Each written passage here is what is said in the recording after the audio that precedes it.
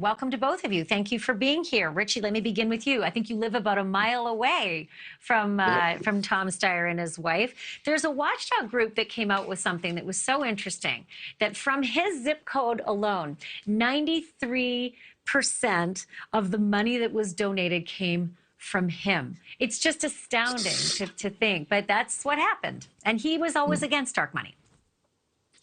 Well, thank you for having me today. Yeah, we live in the northwest section of San Francisco, which has large houses, tens of millions of dollars in value.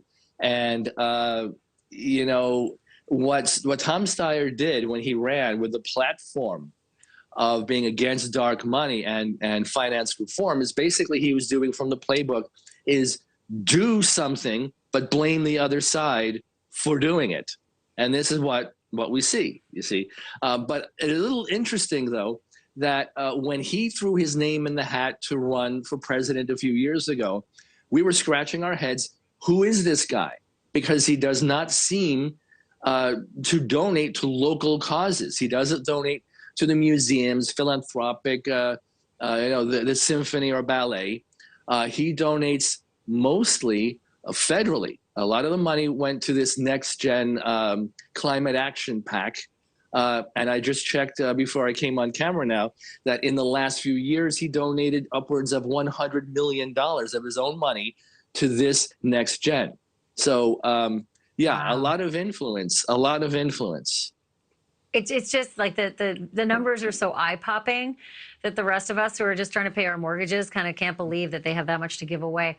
So there are the Steyer PACs, the four of them we mentioned before. But Justin, I want to flip over to the other side of the equation, and that is, look, Barre Seid is really, really secretive. It was hard to find photos. I think our producer could only find 3 or 4 photos of him online. There's so little known about him, and I'm wondering if that is that's by design. He gave away his company. I don't think to say exactly how to spend the proceeds, just spend them in the conservative arena.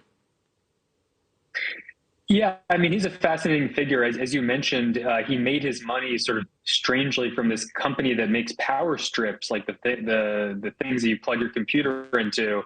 Actually, one of the photos you're using, the one with him in front of some cupcakes at his office, we linked to that in our story. And after we linked to it, even that was taken down. So hold on to your copy of that. But yeah, I mean, the striking thing about Seid compared to somebody like Steyer or a George Soros or Mike Bloomberg on the Democratic side is very, very little is known about how this guy even sees the world. Whereas, you know, at least with Steyer, you can agree or disagree with his politics, but you can, you know, he's saying where he's coming from.